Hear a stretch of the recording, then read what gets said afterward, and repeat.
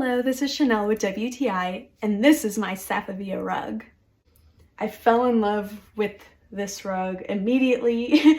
The colors were perfect. I loved the texture of it, and even after a couple of years, it still is looking this nice. This is the update after a couple of years of having it. I think it's been about over 2 years that we've had it, and it looks still so nice. And the size has worked with different spaces. We've moved a couple times in the past couple of years, and every time we've been able to find a spot that this works for us, even though the size of the room may change. I love how easy it is to clean and vacuum off of. It doesn't ever get caught on the vacuum or anything like that.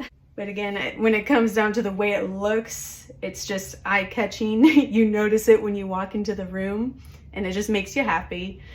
And so that is why I'm still in love with this rug, amazingly, still so much in love with it. And that is my point of view.